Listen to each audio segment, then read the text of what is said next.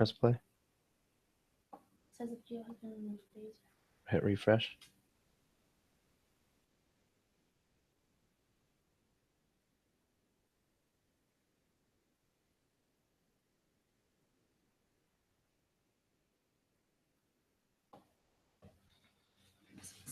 All right, go in the chats. Just put in, please refresh the page. Press play. Still not?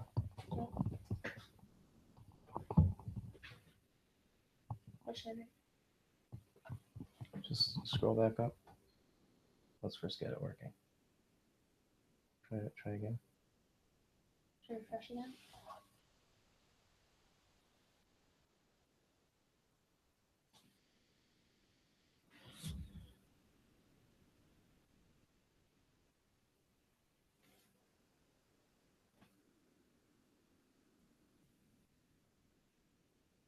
Okay, scroll.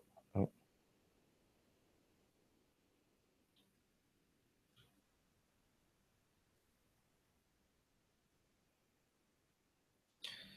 If you're already on live, please bear with me. I just want to make sure that everything is working. If you are not, then you're not seeing this, so don't worry about it. Put in the go down to the bottom, put in the comments. For some reason, the live broadcast is not showing up. Please stand by. We are working to resolve this.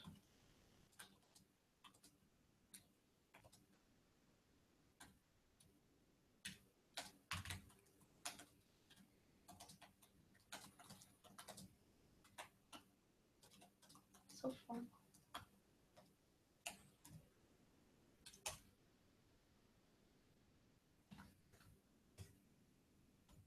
I put a automatic name because it's like keeps asking me. Oh yeah, you do whatever you want.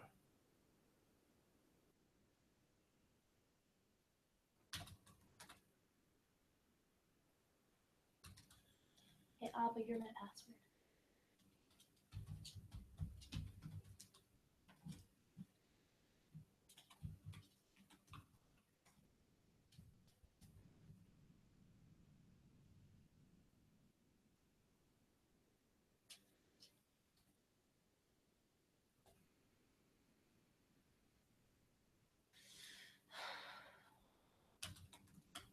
Why is this not working?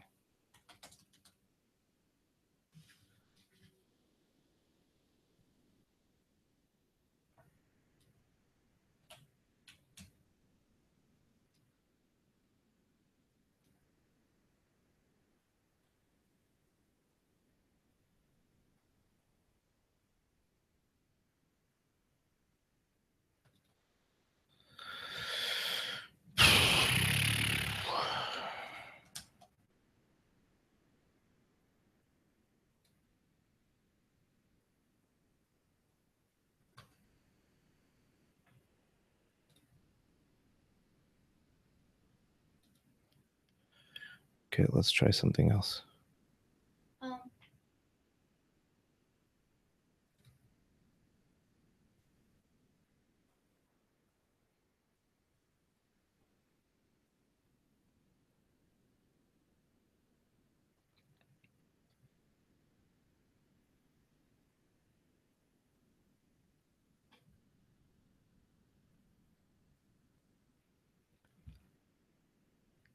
Okay, this is the URL from there is working. Let's try this again.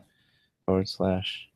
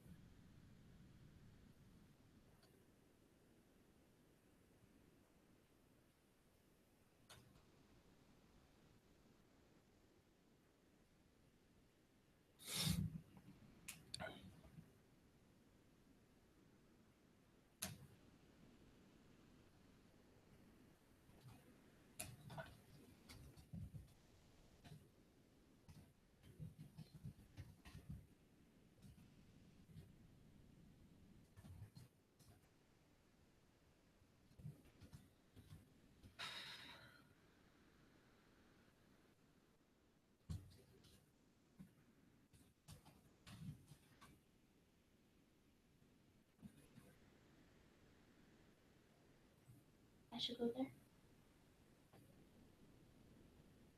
Yeah.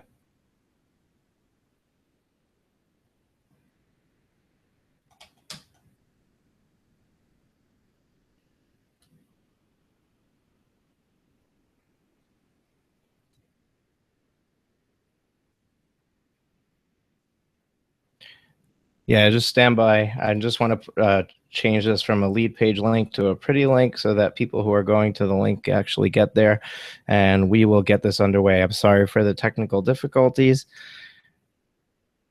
but we should be on our way in just a moment. Can you hear me? Can you hear me? Great.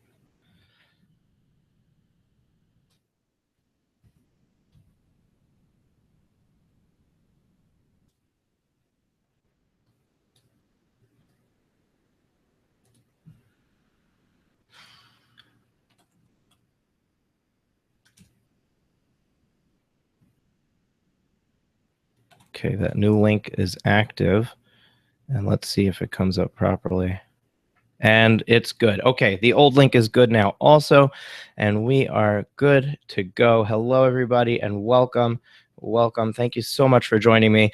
My name is Rosenblum-Amsel. For those of you who are new and have not met me before because you haven't seen me on Periscope, I am going to introduce myself very soon. Lower your volume just a little bit. Thank you. I'm going to do most of this through a slide presentation, but I just wanted to show my face and also make sure that everything is working. So I've got Goldie, who is going to be checking and making sure that everybody is functioning okay. So if you have any questions, put them in the chat underneath the video frame, and she will monitor those questions. I will have a Q&A section at the end. So thank you. This is my podcast mic back. So, all right, let me just get my screen shared over here, and we will get right to it.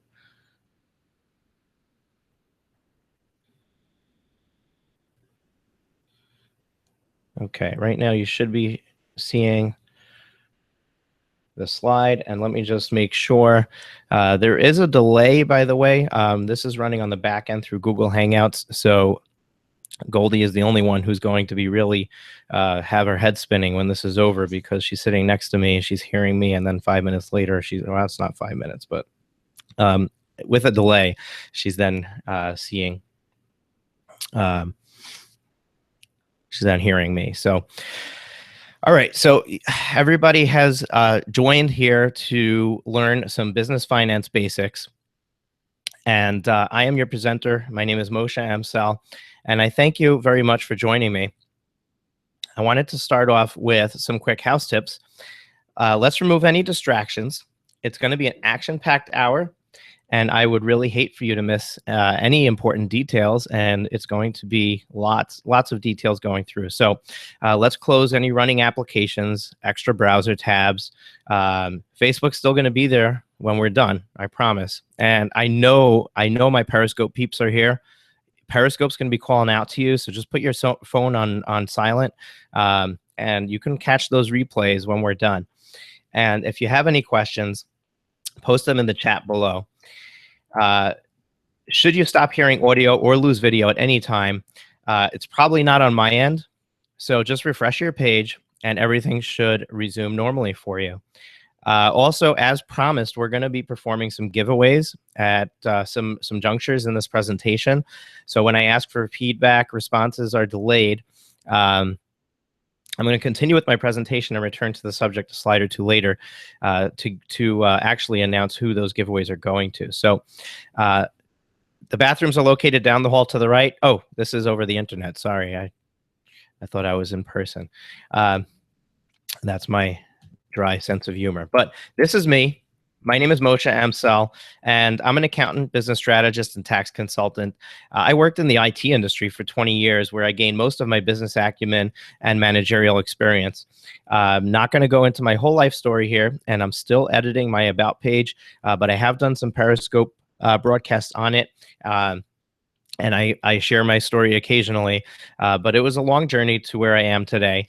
But I studied accounting and finance for 7 years. I have a BS in accounting from SUNY Empire State College, and I graduated from Keller Institute of Business Management's MBA CPA track. And here I am. So a little bit about me personally. I'm a family man.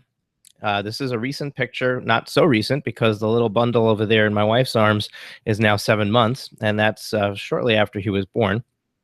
I have a lovely wife, 3 teenage daughters, a 7-month-old son, and an adorable, loving dog. And you can see that from the picture right there.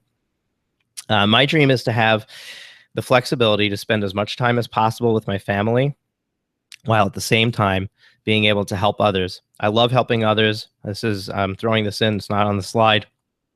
But for those of you who have been following me or know me, I'm also a paramedic. I go out, I go out on the paramedic truck occasionally. I do that as a hobby. I do it because I enjoy it. I enjoy going to people in their time of need and helping them. And everything that I do, even the stuff that I did in the IT industry, has always been to help others. And that's really what I enjoy doing if I had to break it down into one thing. I love country music. That's why my dog is named Rascal Flatts. And I also enjoy reading, biking, and cruising.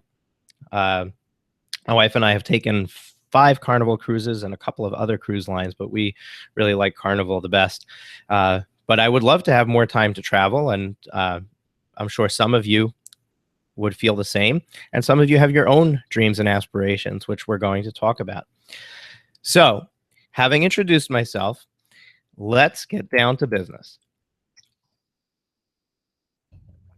Sorry, I just had to take a drink of water.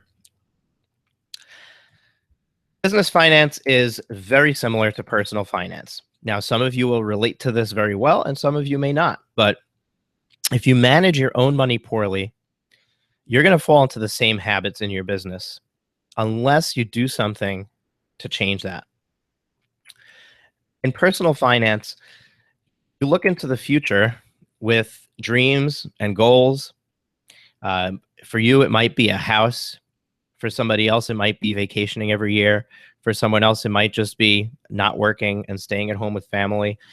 Everybody's got their dreams and aspirations, and they do their best to try and put away money for those things as the money comes in. They implement reaching those goals through budgeting. They monitor their current financial state by looking at their bank and brokerage statements, and they maintain an emergency fund to prevent an emergency from sending them into financial ruin. Now, let me tell you something. I just painted a picture of a perfect person doing exactly what they're supposed to do in their personal finances. The reality is that many of you looking at this are looking at it and saying, well, I don't budget. I don't check my bank statements every month. I don't have an emergency fund. That's fine. I'm drawing the parallel because these are all topics that everybody has heard of in some form, shape, or fashion. And it'll be easier for you to understand business finance if you're able to make that correlation to your own lives because you're already very financially savvy. So, as promised, we're going to get you guys involved. So I have a pop survey here. Type into the comments box each one that applies to you. Dream, I have defined my dream and know what I want. Goal, I have set personal financial goals to work towards achieving my dream. Budget, I create and stick to a monthly budget. Monitor, I monitor my finances by reviewing my statements monthly. Fund, I maintain an emergency fund. None, I perform none of the above on a regular basis. Take any of those individual words on the left-hand side of the dash and put them as appropriate for you into the chat and give me some feedback. Now, the first person to respond is going to win their choice of 3 books, either Living Forward by Michael Hyatt and Daniel Harkavy, or Will It Fly by Pat Flynn, or hashtag Ask Gary V by Gary V or Gary Vaynerchuk. So my virtual assistant, Goldie, is going to be, actually, she's a physical assistant because she's right here, but she's going to be monitoring the chat to see who puts in the response first. And I'm looking forward to seeing what your responses are. And as promised before, I'm going to continue with my presentation and we'll return back to announce the winner shortly because there's a delay. So you might not have even heard this by the time that I'm moving to the next slide. Business finance is practically the same as personal finance. It just has fancier names and bigger numbers. So let's dive in. What are the components of business finance? The components of business finance contain future, present, and past. And there's a reason that it's in that order. Future, present, and past are the various components of business finance. Let's talk about the future. You need a plan. Otherwise, you don't know where you're headed. You need clear direction. Otherwise, you're going to spend time on non-essential tasks and functions, slowing your progress. You need a way to check progress. How are you doing? Is a course correction needed? Are the actions you're taking indeed getting you closer to your goals? Basically, looking into the future and knowing what the future entails for you completely dictates what you do in the present and how you grade yourself on the past, which is why future is first. Let's talk about the present. What's happening today in your business? Can the business afford a particular investment or expense?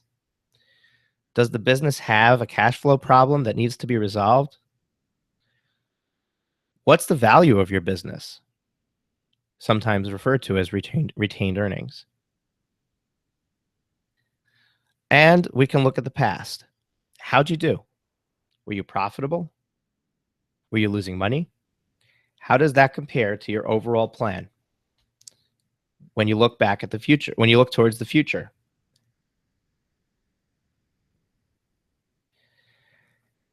Has the business increased in value?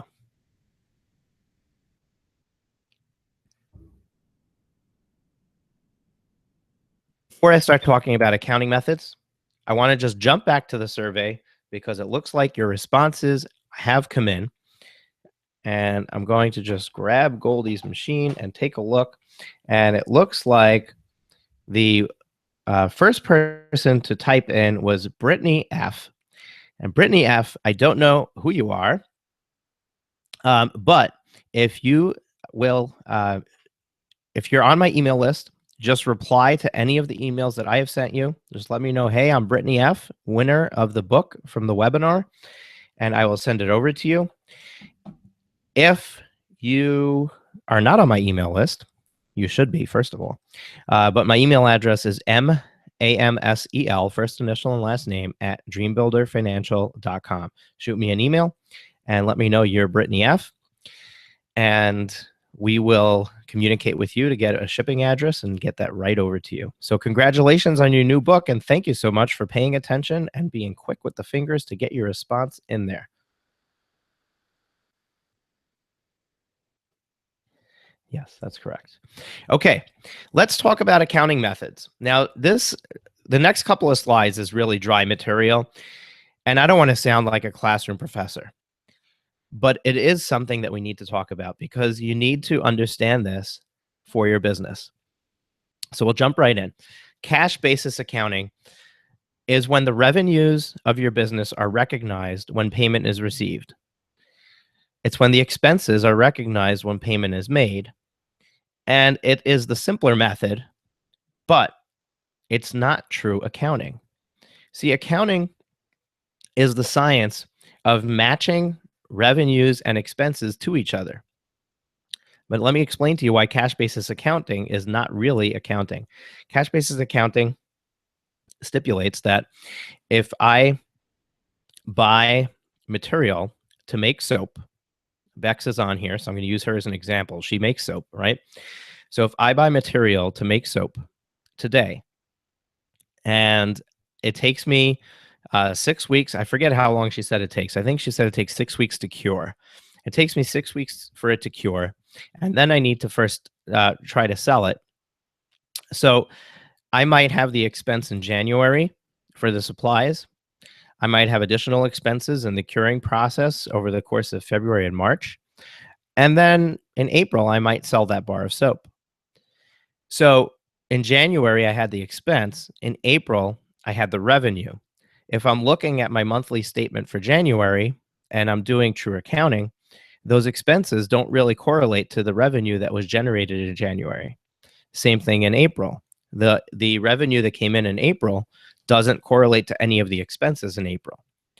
So true accounting, which we're going to get to on the next slide, accrual-based accounting, does a better job at matching revenues and expenses. But when you have a small business, this is a much simpler way of tracking your business and tracking your numbers. And therefore, the IRS accepts it as an acceptable accounting practice for small businesses to use when they do their taxes.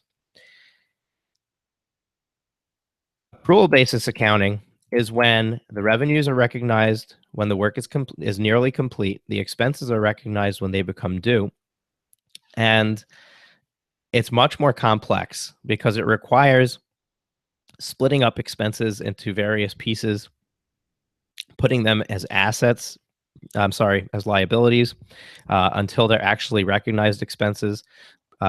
If you bill a customer, you need to book the revenue. If you bill a customer and they haven't paid, you need to book the revenue anyway. You can ultimately later on adjust for uncollectible accounts, but you might not have collected cash and you're still showing that you made money. So it's more complex, and it also might not be as cash flow friendly. There is a modified basis of accounting. And the reason the modified basis of accounting exists is for small businesses that maintain inventory. So let's talk about this for a minute. It's not really an accounting method either, but the IRS made an allowance for small businesses. You see, inventory is not allowed to be expensed when it's purchased. It's only allowed to be expensed when it's sold, which, as I had just finished describing, sounds like accrual-based accounting. But because accrual-based accounting is so much more complicated, the IRS has allowed small businesses to use cash basis accounting for everything except for inventory. And their inventory, otherwise known as cost of goods sold, is carried without being able to be expensed from your taxes until the item is sold. And at that point, you can recognize the expense of the inventory and recognize the revenue that you generated by collecting the cash for that sale. So to sum it up, you've got 3 types of accounting methods: cash basis, accrual basis, and the modified basis of accounting. If you have an inventory business and you're just starting out, you're going to probably be using the modified basis of accounting. If you have a service-based business, you're probably going to be using the cash basis of accounting when you first start out. For those of you who don't have inventory, the next couple of slides are not relevant to you, but listen with half an ear, because maybe one day you'll want to start a business that has inventory, so it might pertain to you. But for the rest of you, there's different ways to cost the inventory. So basically, let's say that you have 1,000 bars of soap. I like using that example with Bex. Let's say you have 1,000 bars of soap and you sell 10 of them. But let's say that when you purchase them, you bought them in blocks of 100, and the first block costs you $10 a bar. The second block costs you $15 a bar. The third block costs you $12 a bar, and so on. Notice how every time that you purchase inventory, you're going to be paying a different price.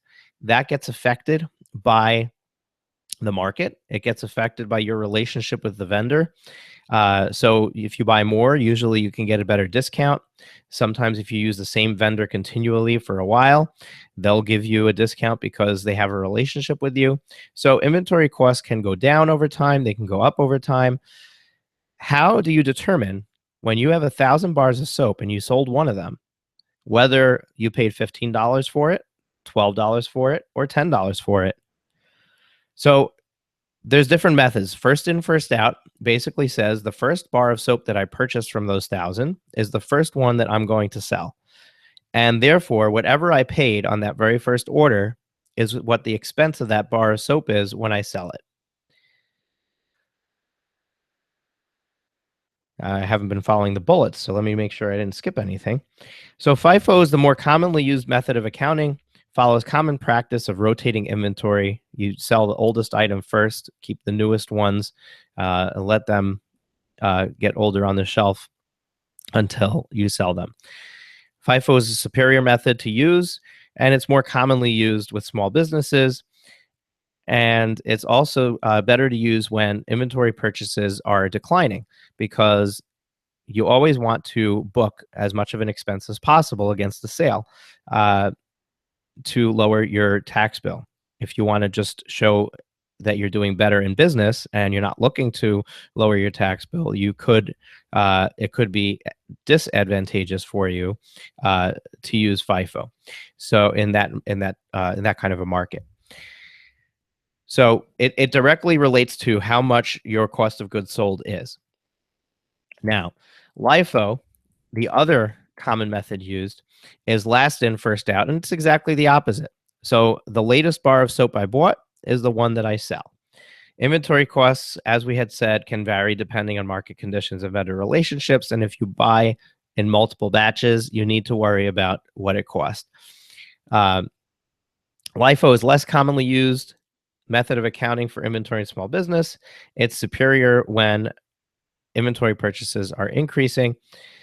And sometimes some of the larger companies switch from FIFO to LIFO or from LIFO to FIFO, depending on market conditions. And there are rules as far as which way you can switch and how many times you can do such a switch. We're not going to get into those details. It's way beyond the complexity, the depth that I'm looking to cover in this deep dive basic training for you.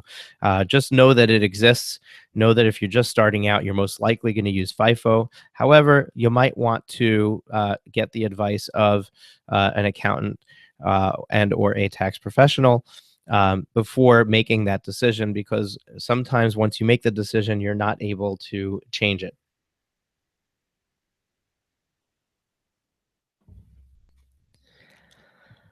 I see, Jamie, that you are saying that I am way over your head. Just know that I'm going to come back. Some of this stuff is important just to know that the terminology exists. If you have questions, I'm going to have a Q&A session at the end. So just write your questions down, and I'd like to answer them for you. And again, if I got too deep, don't worry. We're gonna get back out of the muck here. I had to cover the basis of accounting, and I had to cover inventory methods, because some of you that pertains to, and I know, Jamie, you carry inventory, so it pertains to you. So just understand that there are different methods, and you need to choose one. And you can always watch it again on the replay to try to understand it better, or we can work on that outside of this webinar. So there are other methods. I'm going to breeze through this slide real quick, because if Jamie's lost, maybe I lost some other people, and I want to make sure that I get back to somewhere where you understand what's going on. So there are other methods. Average cost is a common method where you basically just take the average of all of your purchases, and that's the cost of your inventory. We're going to talk about financial statements. Now, again, I don't want you to be lost. I want you to understand what this is. So before I launch into this, I'm going to actually show you the financial statements of Apple, and I want you to understand that the reason I'm showing you the financial statements of Apple is because I want you to realize that your business is just the same as Apple. It might be a fraction of the size, but every business is the same. Every business needs the same financial statements. Now, you might not need the financial statements to show to your shareholders because you don't have any. You might not need the financial statements to show to a bank because you want to get a loan. But you need the financial statements for you. You don't need to make them formal, but you need to understand what they present, what information they contain, because you're going to need to know what's going on in your business. And this is how it's reported. This is how it's going to look. And I just want you to understand how it works. So let's run through this. And again, if you have any questions, write them down. You can put them in the chat. Goldie's going to copy any questions that seem important and give them to me at the end. I'm also going to have a Q&A session. So just bear with me and let's run right through these. So the balance sheet is a point-in-time snapshot of the business. So basically, if I generate a balance sheet today, it's going to be exactly what the balance of my business looked like today. And the balance sheet reflects the accounting formula or equation, which is assets equals liabilities plus retained earnings. So real quick, let me just tell you what assets, liabilities, and retained earnings are. Assets are anything that you have that has tangible value in your business. So your bank account with cash in it is an asset. If somebody owes you money, that's an asset. If you own a vehicle that belongs to the business, that's an asset. If you buy a computer for the business, that's an asset. Anything that has value is an asset. Anytime you owe somebody money, that's a liability. So if you borrow money from the bank, that's a liability. If you take a lease on a car, that's a liability. If you take a mortgage on a business building or an office space, that's a liability. If you use electricity and get a bill and don't pay it right away, that's a liability. Retained earnings is everything that's left. So basically, assets equals liabilities plus retained earnings. If written another way, you can subtract liabilities on both sides of the equation. Assets minus liabilities equals retained earnings. So retained earnings is what's left in your business after you pay off all of your debts. So to make it simple, the retained earnings is the net worth of the business. If you had sold off all your assets, paid off all your liabilities, that is the amount that you would have left. Now, when you're first starting out in business, most likely your retained earnings is going to be zero. It might even be a negative number if you're investing money in your business, but that will change as soon as your business starts to take off. So a quick look at the balance sheet will let you know all the liabilities that are coming due within the next year because they're classified as current liabilities. And it'll also give you a picture of the assets and the overall health of your business. So real quick, I'm just going to show you, this is Apple's balance sheet. And I just want you to see, let me turn my mouse into a laser pointer. And I'm just going to show you here. This is the current assets of your business. Current assets is short-term assets. So you're not going to have all of this, but you're going to have cash, that first line. Now, this is in millions. So Apple has $120 million at the end of the year in cash. And that's not even including all these other items. So if you work your way down, their total current assets or, liquid assets is 89 billion. But that's not the point of this presentation. What I want to show you is that you have the top part of the balance sheet shows your assets. It's first current, then it's your long-term assets. We don't need to go into the details, but this is the assets of your business. If you go to the next slide, this is the second half of the sheet. Here you have your liabilities, and this is money that you owe. For various reasons. So accounts payable is to vendors, accrued expenses, like we said, when you're using accrual-based accounting, those are the expenses that accrued that have to be paid eventually. But look down here at the bottom. This is shareholders' equity. This is retained earnings right here. So your balance sheet is going to be much simpler. It's going to have just a few things on it, but it's going to be set up the same exact way. So you're going to have the assets on top, then the liabilities, and basically the liabilities plus your retained earnings should equal the assets. If those two don't equal, that's why accountants get paid for what they do. It's their job to make sure that everything balances out when they go through your books. The income statement is a review of the past history. So the balance sheet was a point-in-time snapshot. The income statement is basically a history report on a period of time in your business. It reflects the gross and net income of the business. It's commonly referred to as the profit and loss statement or the P&L. You might have heard people say P&L. You didn't know what they were talking about. Now you know. Profit and loss statement is basically the most referred to statement with small businesses. You want to know how profitable am I, right? So it's a very simple calculation. It's done in 2 steps. Revenue minus direct expenses is your gross income. And then the rest of your expenses in the business come off after that. And then you have your net income. Both of those are profit numbers. First, you have the gross profit, and then you have the net profit. Now, I just want to take a moment and stop here because there's confusion out there. People don't understand that when you collect revenue, that is not profit. Okay, so when somebody says, I just did $10,000 in sales, that doesn't indicate that they made $10,000. That indicates that they collected $10,000. But the cost of whatever they were selling has to come off of that. The cost of their marketing has to come off of that. So there are things that get subtracted off of that revenue before you get to your profit. Even the taxes come off as an expense before you get to your profit.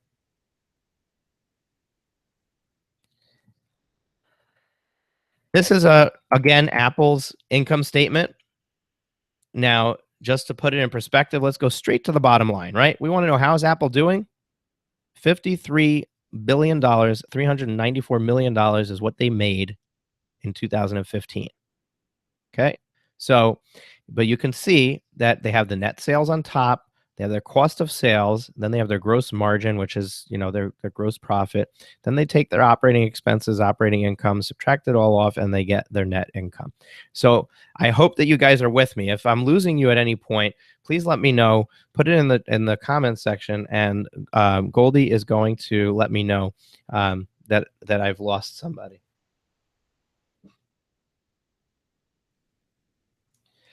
Okay, so somebody asked, and I'm going to answer this now because it's directly related to the slide we were just on. What's the difference between direct expenses and expenses? So direct expenses are expenses directly related to the sale of that product. So usually it's the sales expense itself. So if you're paying a salesman commission to sell that item or that service, and it's also your inventory expense. So at Bex for you, or Jamie for you, if you sell a bar of soap, or if you sell a custom ornament for somebody's home, the material that went into the cost of that item is a direct expense of that item. So let's say that you sell the item for $50 and your materials cost you $20, and you don't have any selling expenses, then you have a cost of you have a gross profit of $30. But then you have to pay the electric bill. You got to pay your web hosting company. You have to buy tools, and I don't know, maybe you paid a designer for some of your marketing stuff. All that stuff is indirect expenses. That's all your operational expenses, and they're going to come off after your gross income, your gross profit. And that's the difference between direct and indirect expenses. So somebody asked about labor on making a product being a direct expense. So let me first clarify a few things. First of all, if you're doing the labor yourself, it's not an expense at all. Expense is only when you have an outlay of cash. So if you're asking about you doing the labor, it's not an expense. So basically, when you earn money from that product and you then pay yourself, that's just going to be income to you.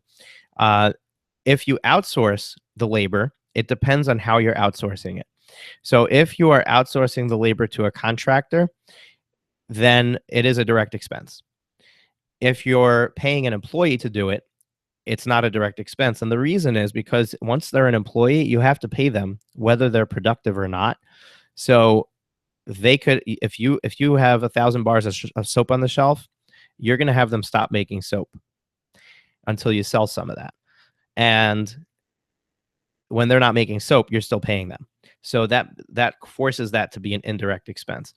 It can vary. There are exceptions. There are different scenarios, and it's more detailed than we need to get into in this presentation. Just understand that there is something called gross profit. That's how it's calculated. And there's a gross profit margin, which you use during business planning in order to try and determine what your break-even price point is. And I just threw out a bunch of terms at you. I don't expect you to understand them all, but when you're planning for your business, just understand that you need to know how to price your product, and you need to know how much money you have to make in order to pay your overhead. And so that gives you a goal this is my break-even goal, and then this is my profitable goal, because you want to, at the very least, cover all your expenses. In best case scenario, you want to make money, right? That's why we're in business. So let's jump through to the statement of cash flows. And the statement of cash flows is a very confusing statement, even for accounting students. I don't want to go into the details of the statement. I did not even give you a copy of it here. I just want you to understand why it exists and that it's important. Okay. So the income statement reflects the income for the sales you made, the work performed, and the cost of goods sold, right? It doesn't reflect whether you collected the money. It also doesn't reflect whether you paid your vendors, right? So the income statement could look like you made $1 million, but if you never collected a dime, you have no money. The balance sheet reflects the balance in your accounts on a given day and time. Gives you no information as to what happened before or what's happening after. So you could look at the balance sheet and your business looks very healthy, but you might have an expense that comes up tomorrow that clears out your bank account. So the balance sheet is a point in time snapshot, also doesn't give you any idea of what's going on with the cash in your business. And because cash is king, because you need cash to pay your bills, because you need cash to pay yourself to take home money, the statement of cash flows basically takes the cash in your business and shows you where the cash is going. So it's important to monitor, and there are certain ratios that can be performed in order to determine the health of your business. And we're not going to go into that here. Really, the important takeaway is that the reason the statement of cash flows exist, and that it does exist, once you have an accounting system in place, you'll be able to run these reports automatically, and you'll be able to look at them. And understanding how to read them is another step that I'm not going to cover tonight. But do understand that it is important in your business, and it's important for you to know what's going on in your business. Well, let's do another giveaway. Let's see who was paying attention. The first person that can throw in all three financial statements that I just went over. You don't have to get the names perfectly. Throw in all three financial statements that I just went over into the comments box, and I will give you a $25 Amazon gift card. So let's see who is paying attention and how good your memory is. And while you're putting that in there, I'm going to continue on, and we'll get back to it shortly. So here is the fun part. So far, we've trudged through the trenches, and we've gone through a bunch of accounting knowledge that probably had your head spinning. But it was all foundational to bring you to here, okay? This is where we put it all together. This is why you came and joined me on this presentation. Okay? That's enough theory. Let's talk practicality. Now, before I jump into this, I want to jump back to the comments and see if we have any winners. So just give me a second to review it.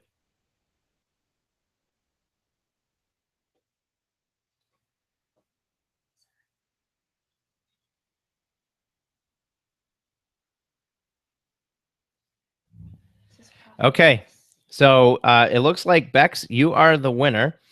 You called it a P&L, but I'm going to accept that as an answer. So you've got the cash flow, the P&L, and the balance sheet.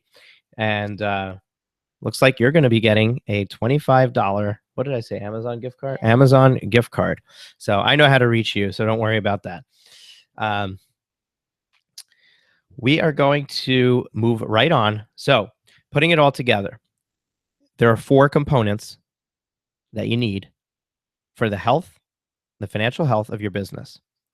And before I jump into those 4 components, I'm going to start with some negativity. Okay. And that is that 90% of all small businesses fail within the first 5 years. If you read my email earlier today, which I know that a lot of you may have not, because only 17% opened it up. But if you read my email earlier today, you would have read what I wrote, which is the reason that 90% of small businesses fail comes down to one word: money. They fail because they run out of money. The question is, why did they run out of money, right? If you look at, let's look at CompUSA and Best Buy, right? Why is Best Buy here and CompUSA went out of business? There's plenty of other examples like that, but why does one company fail and one company succeeds? The company that failed ran out of money. There are books that are written to try to figure out why they ran out of money. For small businesses, for new entrepreneurs, for people who are here on this presentation, you're going to run out of money because of one of a couple of reasons, or a few. Let's see. You either didn't plan correctly, so you didn't have enough money to start your business, so you ran out before you got it to the point where it was making enough money to self-sustain. You either didn't keep track of what was going on in your business and therefore allowed things to get out of hand and ran out of money, or you put your money into an idea that was never going to fly in the first place. So you failed to validate. I'm not going to cover validation here because validation is the step that you take before starting your business. This presentation is specifically for people who are already, they know that they're starting their business and they're ready to kick it off and ready to get going. So let me jump right into this, okay? So number one, you have the business plan, okay? This is the foundation of your business. And I'm not saying that you can't operate a business without a business plan, but I will tell you that you cannot operate a business long-term profitably and actually succeed at all of your goals without having a business plan. The first step to planning is to actually writing it down and putting it on paper and making sure that it makes sense, right? So I have a nice little quote from Benjamin Franklin on the bottom of this slide. By failing to prepare, you're preparing to fail, which is so true. The components of the business plan are basically market research, sales projections, the marketing plan, operational projections, 5-year target, and capital investment plan. I just read those bullets, okay? You can read too.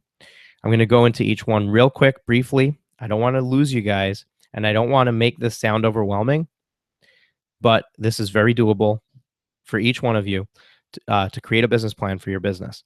Market research entails understanding what the cost of material and labor is in the market for what you need, understanding what the market will bear as far as selling your product or your service, how much the market will pay, and making sure that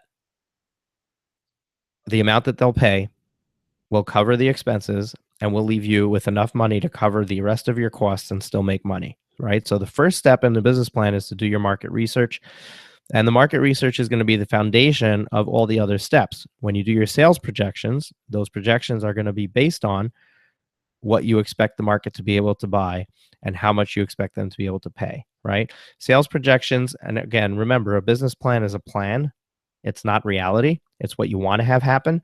So it doesn't always happen exactly the way that you plan, and you just correct and adjust and move on. So you're going to project sales, and you're going to hope to reach those goals and reach those targets. If you miss the target, it's not the end of the world. At least you had a target to begin with. Marketing plan is a plan of how you're going to market yourself. How are you going to attract customers, whether it be internet marketing, whether it be direct sales, whether it be multi-level marketing, or whether it be some other form of traditional advertising, or hiring a sales force and having them sell for you. But you need to have a marketing plan of how you're going to get out to the marketplace and how you're going to sell to them.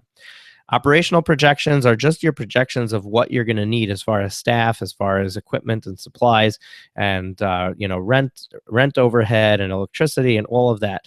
You need those in order to be able to project your business's income levels to reach your goals. Now, 5-year target I just threw in there, should have been at the beginning or maybe at the end. I'm not sure if it's in the right spot, but you want to write a business plan on a 5-year timeline, because you can't project beyond 5 years. It's too many variables, too many things can change. But you also don't want to make it too short, because then it's a short-sighted plan and you may focus your efforts in the wrong area at something that's going to make you money quickly, but then is going to, in the long run, hurt your overall business. You want to be able to continually grow your business over time in an upward trajectory in an organized fashion. Trying to make it too big, too fast is really setting yourself up for failure.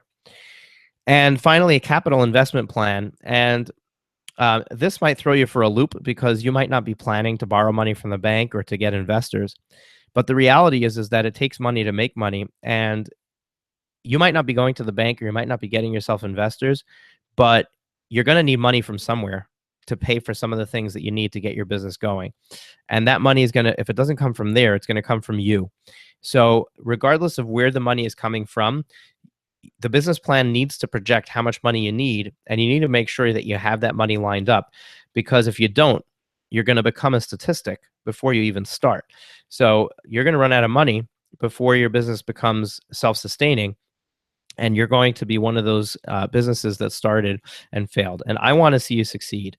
So you want to make sure that the capital investment plan is completed in your business plan, and you know how much money you need.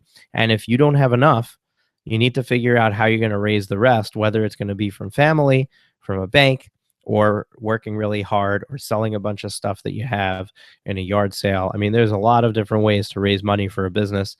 We're not going to go into that here, but just keep in mind that you do need to have some idea, pretty firm idea of what it's going to cost you to operate your business. Number two is the tracking and reporting system. You need to start off with a plan, but then as you progress and you start operating in your business, you need to be able to track and report on your business.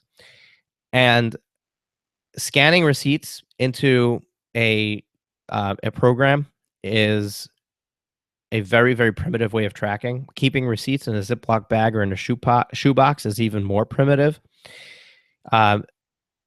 You want to make sure that you have a system that can easily track and also generate the reports that you need. So you need a way to be able to easily check on the status of your business. We talked about the financial reports. Imagine if you can click one button and run those 3 reports and know instantly what the health of your business is. Not tracking expenses in a systemized fashion can cost you dearly in taxes. I've had more than one client come to me this past tax season and give me their paperwork for their business. And after going through it, I said, wait a second. You're going to tell me that you're operating this type of business and you haven't had this specific expense? One of the people is a party planner, and the person does parties, and they purchase materials for the parties, but they had no receipts for any of materials purchased for the parties. What's going on here? When we finally pieced it together, I was able to save her over $1,000 in taxes just by getting those missing expenses. And who knows how many other expenses she missed and just didn't have because I didn't ask about it. So not tracking your expenses in a systemized fashion is going to cost you dearly in taxes. The only way to remember is to write it down right away. The best way to write it down is directly into a system. Failure to have a clear handle on your business finances creates other costs such as overdraft fees, late payments to vendors, and so on. So I put a little thing in the bottom. Flying blind is preparing to crash. If you're flying blind in your business, you're going to fail, or you're going to work really, really hard and produce very, very few results. So the tracking and reporting system is basically your accounting software that you're going to use in your business that's going to track everything that you need. Number 3 is your finance and banking. Okay, so your finance and banking, you need to make sure that you have enough funds to get you to self-sustainability. So we talked about having it in your plan, but now you need to actually line those funds up, and you need to actually put them aside for your business, whether it's from your own bank accounts or from an investor, a family member, or a bank loan. You need to have at least 2 checking accounts in your business, and more than 2, but when you're first starting out, this is the 2 that you absolutely must have. You need to have an operations account, and you need to have a tax account. So many people start off their business operating out of their personal checking account. This is a huge no-no. If you have one takeaway from tonight, go to the bank, open an account in your business, and while you're at it, open 2 of them, because you're going to collect money, you're going to pay money, you're going to have to pay taxes.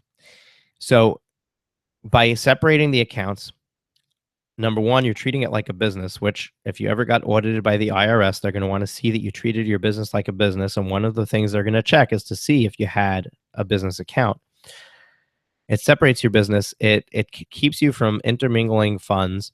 It makes you make decisions about the money in your bank account. Do you want to reinvest in your business? Do you want to pay yourself a paycheck? And so on.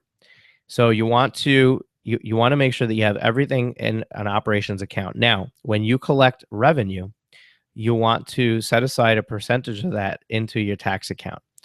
Now, these rules of thumbs are high because they're a rule of thumb. So people always want to know, what's the rule of thumb? And it really depends on whether you have a service-based business or a products-based business. The assumption is that in a service-based business, you have a higher profit margin. So basically, if you charge for $100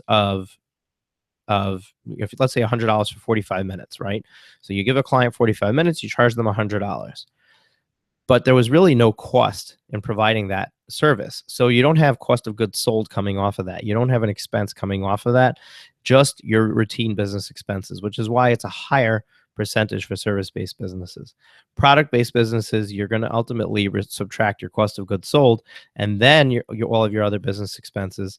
So since we're basing this percentage on your revenue, on your top line number, you're pretty safe with a 25% number. In some businesses, it can be a lot lower than that. So I put in a little fine print there, dependent on your individual situation and profit margin. It pays to get a professional recommendation. So these are rules of thumb. You'll learn as your business progresses, what your overall tax margin is, and you might be able to calculate this on your own. Or if you have an accountant, you want to seek the advice of the accountant as far as how much to put aside. And finally, the fourth piece of the puzzle. So the financial puzzle, we have 4 pieces. The fourth piece of the puzzle is you. And this is what I mean by it, okay? Building a business, it's not easy. You are going to feel like quitting all the time. There is going to be lots of times that things are not working, and it feels like you're not getting traction, you're not getting movement in your business. If you did your business plan and you did your research and it's going to work ultimately, you have to trust yourself. You have to have faith in yourself. You have to have the perseverance to stick it through until you get to that point. Keep your dream front and center. You have something that's motivating you to start the business. Make sure that you write it down. Make sure that you know what it is. In my first podcast episode, it's listed in iTunes, the Dream Builder Financial Podcast. In the first episode, I talk about having a dream and different things you can do to keep that dream in front of you. Ultimately, when you're having a bad day, when you're feeling like giving up, it's the dream that's going to pick you up and let you keep going. So make sure that you do something to have that dream in front of you on a regular basis. And recognize that every failure, trial, and tribulation directly builds and increases your business acumen and capability. Treat failures as a win. Okay? You have a unique set of abilities that no other person in the world possesses. Understand that you're unique. Don't have fear in the marketplace. Don't worry about what other people are doing. Trust yourself, trust in yourself, believe in yourself, and stick to the plan and follow the steps. And you're going to see results. You're going to see success. Michael Jordan missed thousands of baskets. to have one of the highest shot shot percentages. I don't even know what the term is for making his shots in, right? He did it by failing. He failed to win, right? So this is my, this is the last piece of the puzzle, and this is, you're not going to get this from an accountant, even though I'm an accountant, right? This is your coaching piece, but this is the fourth component of your business finances. And if you give up, those finances are doomed, right? If you stick with it, ultimately you're going to see that bank account grow. So you signed up for this training because you searched Google for answers. All you found were conflicting opinions. You were trying to make sense of finances, but making sense of finances makes your head spin. So let me ask you something. What if I could remove the questions and make this all easy for you? Is that something you'd be interested in?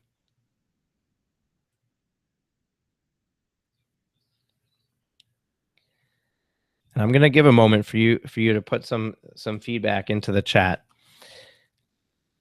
I'd like to know, I've given you the foundations of business finance and business accounting, and I told you what you need to do.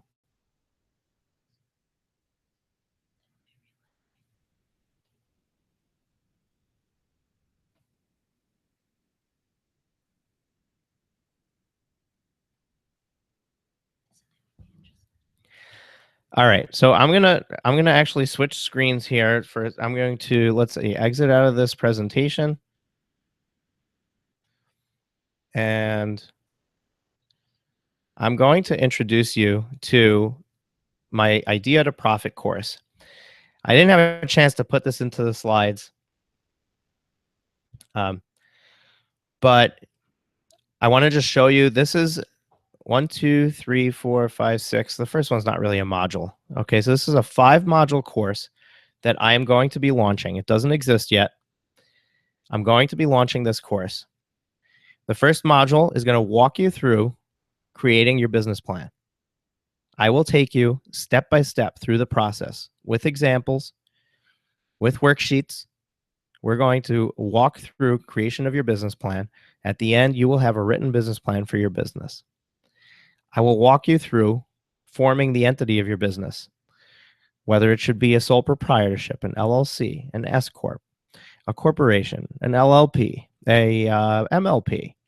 And if your head is spinning, don't worry, because not a lot of those terms are even relevant to you, but I'll walk you through choosing and also implementing how to actually get it done.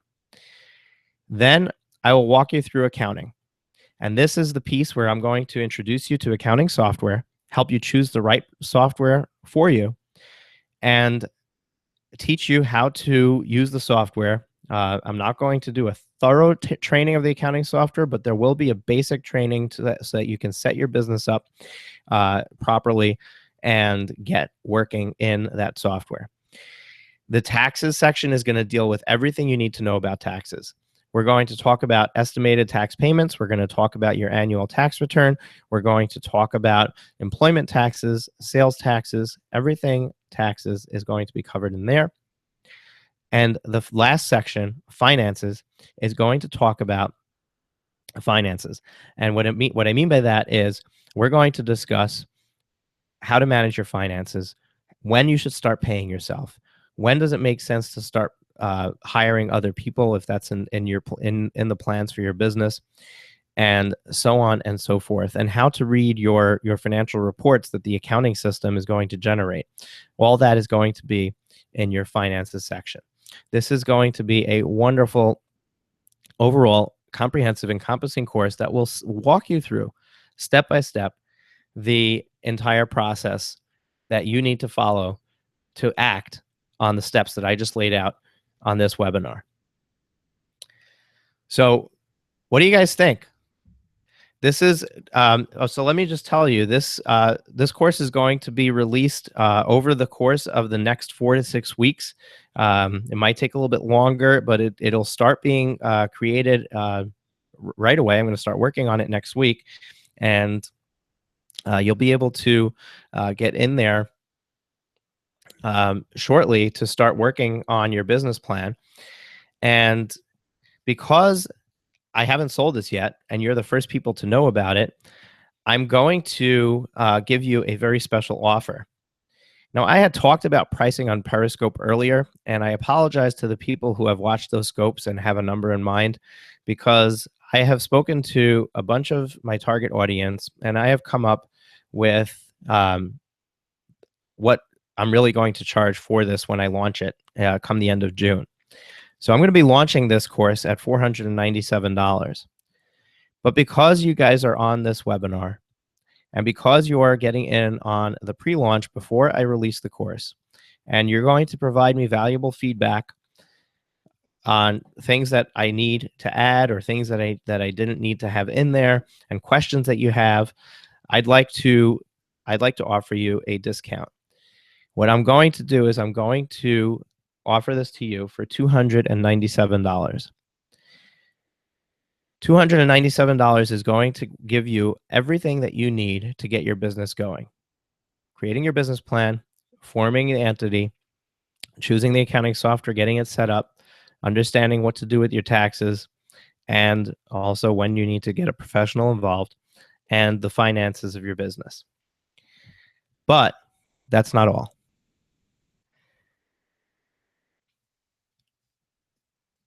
There's another option.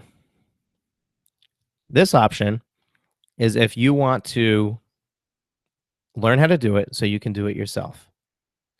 However, I'm an accountant and I can do it for you. Now, I can't do it all for you. I'm not offering outsourced bookkeeping, but I do have a package that I am offering that will do the following. We will set up your first set of books for you. So basically, we'll set up your software for you rather than you needing to set it up following instructions. Every month, we'll go in and we'll check all of your expense categories and revenue categories and just make sure that everything was allocated to the right place. And we'll generate a monthly financial review of your company for you. So we'll generate your financial statements, and we'll give you some brief feedback on what the information those statements are providing is telling us. We'll also prepare your taxes, your quarterly estimate taxes for you. We'll also provide your accounting software for you. So you're not going to have to pay for your accounting software. It's going to be included in this in the cost of this of this product. We're also going to do your annual tax return for you. If you're an S corp, the S corp tax return is filed separately, so we're going to do your S corp tax return for you. If you're an LLC that is not choosing to be treated as an S corp, or you're an individual doing a sole proprietorship, we will do a basic 1040 with the Schedule C. If you have a more complex tax return, we may have to charge you some extra fees for the complexity, but that's what's included in this package. And as a bonus, if you purchase that service, we will throw in this Idea to Profit course for you for free. That service is $147 a month. If you pay it up front, it's $1,497. So for $147 a month, you have an accountant on call. Now, when I say an accountant on call, by the way, you could contact us with any questions that you have. Something that requires in-depth research to give you an answer is not going to be included. We'll give you a price for that. But anything that's an easy answer, you'll be able to get your answer from the source instead of from Google. And you'll get all of your tax paperwork done for you as far as your quarterly estimates and your tax returns. And if you're doing sales taxes, we'll do your sales tax returns for you as well. Software will be included. So all of that included for $147 a month, or one-time upfront $1,497. So Goldie's going to put the link to the sales page in.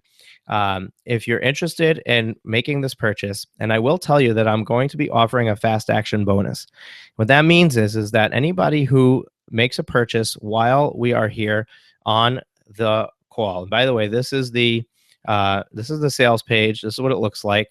It's dreambuilderfinancial.com/idea to profit.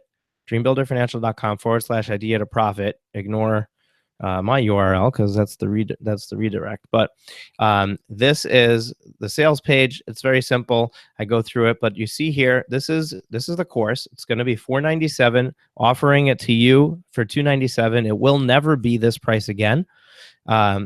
And this is only going to be open for 48 hours. So Saturday night at midnight, I will be closing the cart down, and you will not be able to purchase this until I launch it again at $497 come the end of June or the beginning of July.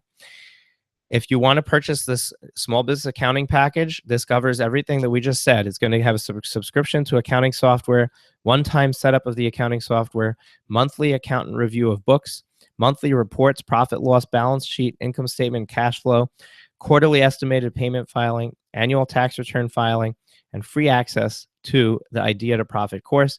Again, $147 a month. That's a recurring charge for these services. You can cancel at any time, but understand that you will have to do all these things on your own if we're not doing it for you. And if you want to make a purchase up front, you can save yourself almost $300 by purchasing the one-time $1,497. It gives you the same amount. It's just discounted for annual payment. So there you have it. That is the course. And did I cover the fast action bonus? I didn't. I told you I'm going to give you a fast action bonus, but I didn't tell you what it is. So anybody who purchases before 11 p.m. tonight, so it's now 10:15. Anybody that purchases before 11:15 tonight, I'm going to make it 11 o'clock. I want it to be 2 hours from when I started, 2 hours from 9. So anybody that purchases by 11 o'clock tonight, here's what I'm going to throw in. Okay. I'm going to throw in a free 45-minute call with me to ask any questions that you have, to discuss your business strategy, anywhere that you're hung up. If you're stuck on the validation phase, if you're stuck on any of the particular phases, and you don't need to use that call right away. So you can have the call now, or you can have the call when you finish going through the class and then you have questions. But I will give you a free 45-minute call, whether you want to call it a coaching call, a professional call, whatever it is that you want to discuss on that phone call. I'll be yours for 45 minutes. I will throw that in for anybody who purchases any of the three options while we are on this webinar. I'm going to keep that open until 11 o'clock. I'm going to have a Q&A session. I don't know how long it's going to go, but if it goes for a while, we might be here till 11, but I don't know. I hope yes. I hope not. I hope that you guys have questions and I can answer them. But I also hope that we're done. So thank you so much for sticking with it through until now. Before I open the Q&A, does anybody have any questions regarding the new course, regarding the pricing, regarding where to go to purchase? If you have any questions about that, pop that into the chat. Let me answer those first so that we can move on from the from me selling and move back to me answering questions about the actual content we covered, because I'd love to answer any questions that you guys have. I know there's a delay, so we're going to go back in just a moment. As a matter of fact, I'm going to turn my camera on. I'm going to stop the screen share so that you can see me. And I can't see you, but you can see me. So give me just a moment, and I am going to stop my screen sharing. There we go. Hello. Hi, how are you? We made it through to the Q&A section. We made it through to the Q&A section. So thank you so much for sticking through to this point in the presentation. Kudos to you guys. I mean, I have a lot of respect for anybody who was able to sit through that whole thing. I know there was a lot of dry material, but you know what? You wanted to know the basics, and you got to start all the way at the beginning. You have to have a fundamental understanding in order to be able to have a handle on your business. So let me take a quick look at the chat. I think I have it on my screen here. Just going to refresh my page so I could take a look at the chat. You wrote down some questions, so let's go to those first. We'll go to the questions first.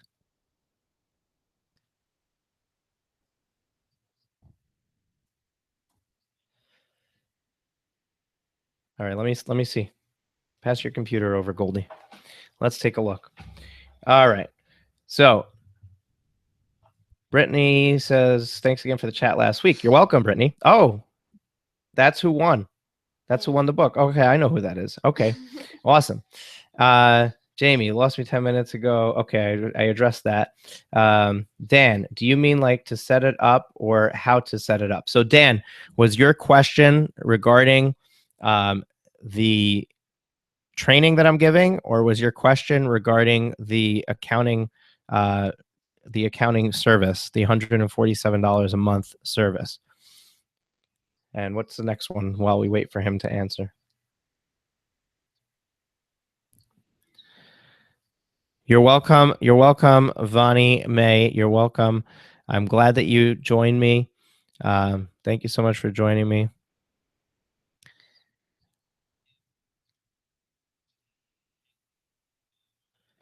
There will be a replay. I know that there was a question about a replay. There will be a replay available throughout the entire 48 hours that this promotion is going on.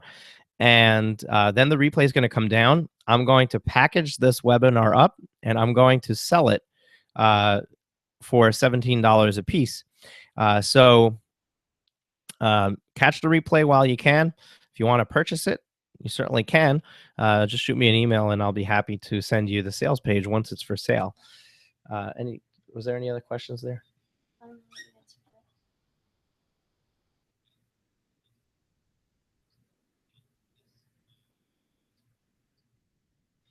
Okay, so I don't see any additional questions popping in here. I think we answered everything. Yes, anonymous 4961. I don't know who that was. It's an anonymous one, but like a beta version where you provide feedback. Yes, that's exactly what it is.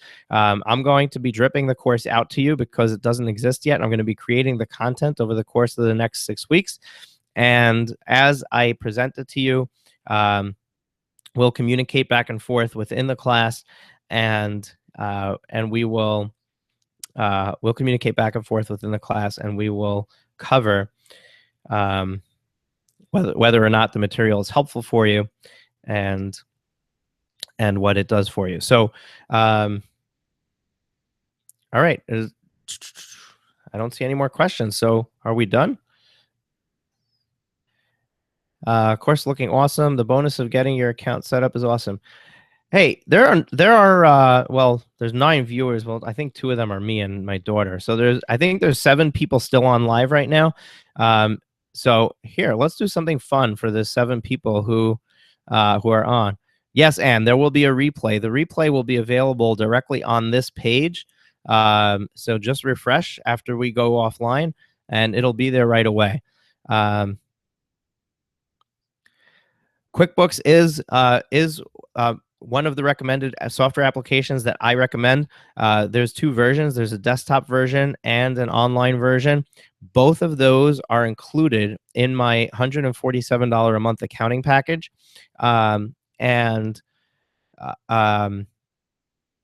We're going to choose the right one for your business. So don't worry about the cost of the software. We're going to choose the right software for your business. I'm also a FreshBooks accountant, but I'm going to explain to you when we go through the course, or if you sign up with the service, we'll discuss it over the phone. But I'm going to explain to you why FreshBooks is not an accounting package, as much as they tout it to be. It's really a billing package.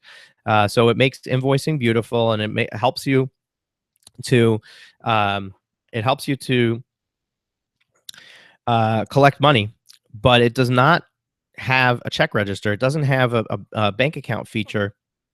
You can't run.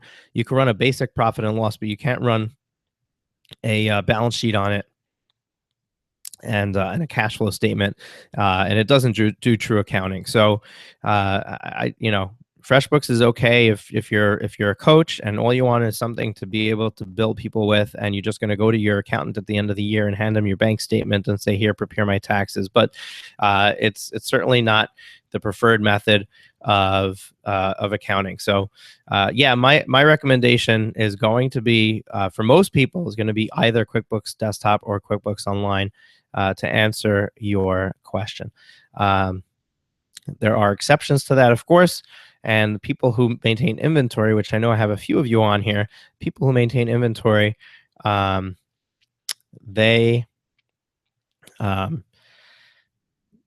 they are going to be limited in which applications they can get. Not every application does inventory.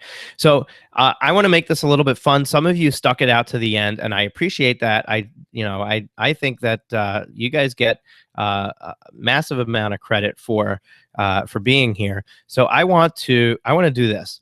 Put it in the chat if you are thinking of purchasing either the course or my service. Put in the chat and let me know if you're thinking of purchasing the course or my service. And I want to talk to that person, because I want to answer any questions that you have that might have you on the fence, and I also want to offer you something special. And if you go to here, I'll let me screen share again. I'll show it to you real quick.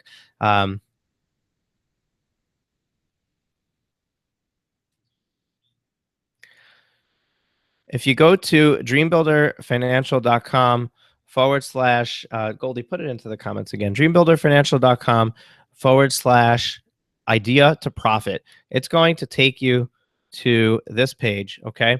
Now, before I show you this page real quick. So the course is made up of 5 modules. There's an introduction, but there's 5 modules. I'm going to walk you through creating your business plan. I'm going to walk you through forming your business entity. I'm going to walk you through the accounting package, choosing the software, setting it up, learning the basics of how to use it. I'm going to walk you through the taxes, everything you need to know: quarterly estimated tax payments, annual taxes, sales taxes, employment taxes. You need to know it all. I'm going to walk you through all of that in the tax section. And finances, I'm going to walk you through the finances section. I will tell you there are going to be some bonuses when I do my full release come June, July. Anybody who buys now will get whatever bonuses we have. I know Sean Chicoroso, Tepsi's husband, who is DIY the Law, is going to be doing an awesome bonus for me on legal things that you need to know when setting up your business. That will be included when he gives it to me. You guys will get access to it too. And to answer your question, let me go back to the sales page. Now that you understand what the course is, the course itself is going to be sold for $497, but you can have it today for $297 because it hasn't been released yet. You're going to be my beta user, and I'm going to develop the course over the next 6 weeks. It'll be trickled to you as I develop it, and I'm going to take your feedback and help me make the course better for when I launch it come the end of June. And for that, you're going to get a $200 discount. And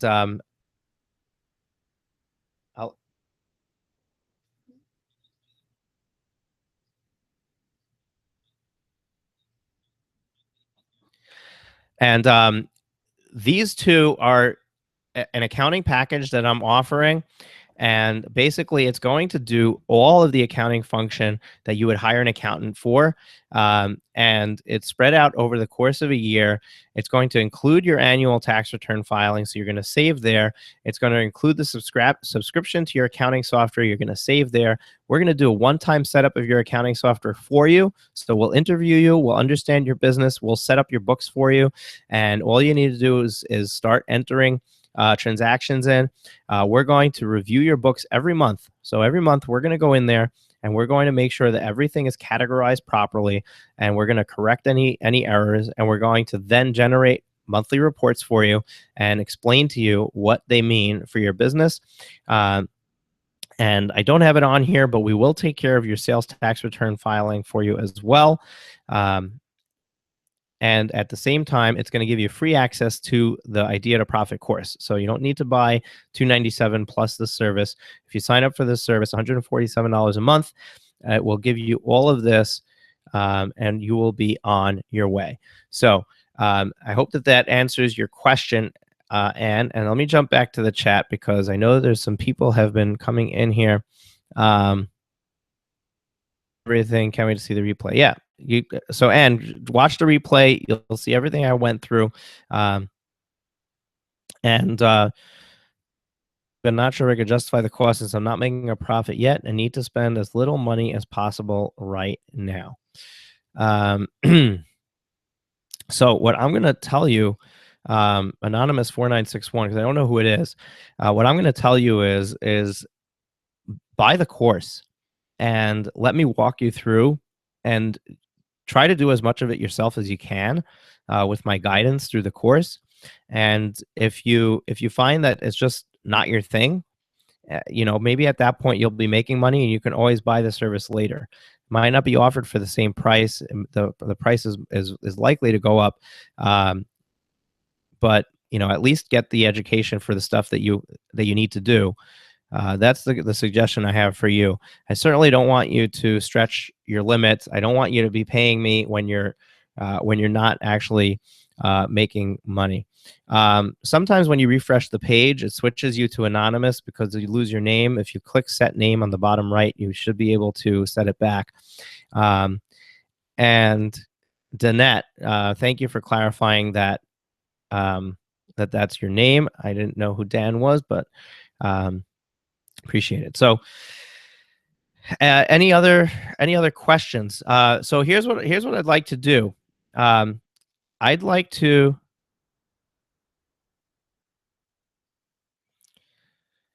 Here's what I'd like to do.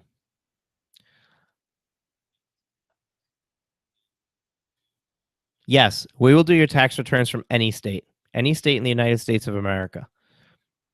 So you do not need to worry about your state tax return. That's included. We can file your tax return for any state. I'd like to do something for you guys because you're on. So first of all, I'd like to do another book giveaway. So that let me say hi again. Hello. I want to do another book giveaway. We have a whole slew of Ask Gary V books. If you look right up, let's see, right up there behind me, they're up on that top shelf. I want to give some of those books away.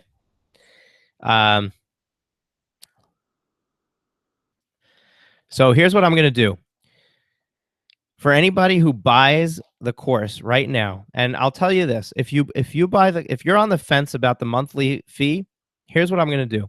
If you're on the fence with the monthly fee, buy the course today, and I will give you 30 days to take advantage of that monthly fee and sign up for the monthly service. You can think about it. We can start the course. You can see how you like it, see how interacting with me is. And you'll have 30 days to upgrade to that monthly fee, and I'll credit you back the $297 if you do that. So that's one thing that I can do for you. Obviously, if the price of that monthly fee doesn't go up with my next launch, which it might or it might not, I'm not sure. Hey, Nicolette. So here's what I'm going to do.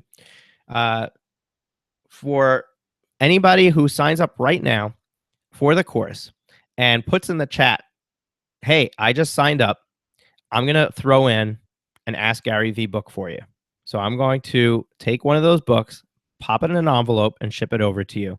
And Ask Gary V, just so you know, that book is all about everything social media that you need to know, everything going on in the internet marketing world right now that you need to know. It's all in that book. It's presented the same way as his show. So it's, all questions to Gary and his answers. It's really cool. You don't read it from cover to cover. You just kind of like keep it on the toilet, and every time that you're there, you read a couple of the pages, and it's a really good read. So I'll throw that in for you. So go over to the checkout page. Checkout is a cinch.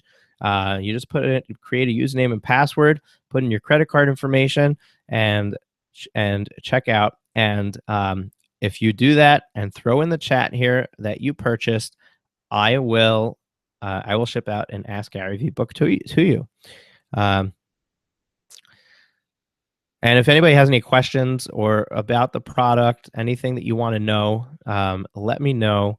Remember, this is going to be going away after 48 hours. And if you don't purchase by 11 o'clock, and if you're still here, what you might have missed is that there is a fast action bonus. If you purchase by 11 o'clock, I will throw in a 45-minute call with you. Call it a coaching call, call it a professional call, to answer any of your questions that you might have with your business plan, your finances, your accounting, anything related to business that you want to ask me. You'll have a 45-minute call with me. You can do that call before the course, after the course, whatever works for you. So if you're thinking about buying the course, you might want to try to do that before 11. The offer for the Ask Gary V books is going to be going away as soon as I shut this broadcast down, because it's only going to be for people who jump into the chat and say, I bought your class. So I hope that you guys got a lot out of this business finance basics deep dive. I think that I might have made it a little bit more complicated than I should have. I think I lost some people, so I apologize for that. But I do appreciate the turnout. I appreciate that you guys were here, and I'm super, super excited, super stoked to be launching this product. I know this is a beta launch. I'm just launching it to you guys, but I'm so looking forward to having some of you as my students and going through this class with you. So I guess that is going to be all. We're going to give it another 2 minutes for anybody to put anything into the chat because of the delay. And at 10:35, I'm going to hit the stop broadcast button. Unless somebody puts something in and asks me a question, I'm going to hit the stop broadcast button, and this will be available on a replay. And just remember that this is open for 48 hours. And after that, the next time that this class is offered, it's going to be $200 more. It's going to be offered for $497 instead of $297. So that is all. We now have 1 minute left. I'm going to take a drink of water.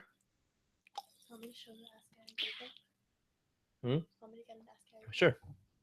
Goldie's going to grab an Ask Gary V book for you to see. It's a little incentive. I'm sure that you're not going to make the purchase just to get a book. But if you're going to make the purchase anyway, you may as well get the free book. It's backwards. Oh, sorry. And there you go. Ask Gary V. That's the book. And it's a big book. A lot of pages. 330 pages. So, all right, awesome. Thank you so much for joining me, everybody. I appreciate it. And I'm going to be signing off as it is 10:34. 10:34. We'll give you another moment. Just another moment.